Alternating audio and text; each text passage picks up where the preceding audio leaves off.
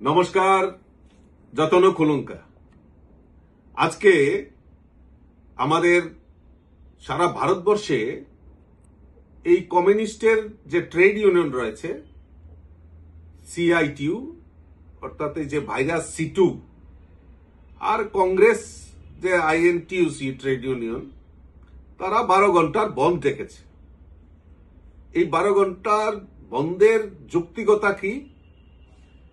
যে আমাদের যে কেন্দ্রীয় বাজেট এবং কেন্দ্রের যে সিদ্ধান্ত, জি রামজি যে সিদ্ধান্ত নেওয়া হয়েছে, তার বিরোধিতা করে আজকে এই কর্মনাশা বন্ধ ওনারা ডেকেছেন।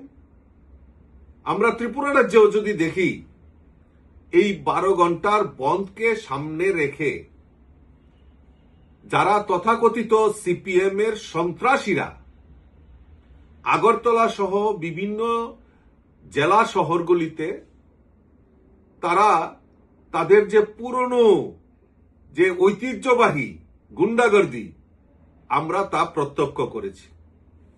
যেখানে দেখলাম একজন রাজ্যের প্রাক্তন মন্ত্রী পর্যন্ত, প্রাক্তন মন্ত্রী যিনি ট্রান্সপোর্ট মিনিস্টার ছিলেন, বর্তমানে হয়তো উনি সিটুর দায়িত্বে রয়েছেন, প্রকাশ্য রাস্তায় দাঁড়িয়ে অটো চালকের সঙ্গে উনি বাকবিতণ্ডা করছেন।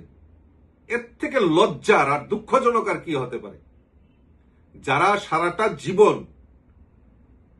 এই টানা 25 বছর ত্রিপুরা রাজ্যের মানুষের শ্রমিকের অধিকার খনন করেছে, শ্রমিককে শোষণ করেছে, অত্যাচার করেছে, আজকে তারা শ্রমিক দরদি হয়ে রাস্তায় দাঁড়িয়ে আন্দোলন করছেন। আরেকজন প্রাক্তন মুখ্যমন্ত্রীও দেখলাম আজকে রাস্তায় দাঁড়িয়ে উনি মিছিল করছেন।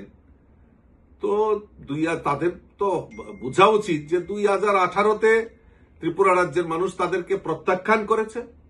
2023-এও ত্রিপুরা রাজ্যের মানুষ এই সিপিএম এবং কংগ্রেসের অশুভ আতাতকে ত্রিপুরা রাজ্যের মানুষ মেনে নেয়নি, তাদেরকে চিরতরে এই ত্রিপুরা রাজ্য থেকে উৎখাত করেছে। এই বন্ধ, কর্মনাশা বন্ধ করে শ্রমিক দরদি দেখানোর চেষ্টা হচ্ছে। এবং আজকে এই যে গুন্ডাগর্দি, এই যে তাদের যে অত্যাচার, সিপিএম এর যে 25 বছরের টানা অত্যাচার, তার আবার পুনরাবৃত্তি করার চেষ্টা করছে। আমাদের ত্রিপুরা রাজ্য সমৃদ্ধশালী ত্রিপুরা রাজ্য, আমাদের ত্রিপুরা রাজ্য এক ত্রিপুরা শ্রেষ্ঠ ত্রিপুরার দিকে এগিয়ে যাচ্ছে। আমাদের ডাবল ইঞ্জিনের সরকার, কেন্দ্রের নরেন্দ্র মোদীজি সরকার, রাজ্যে আমাদের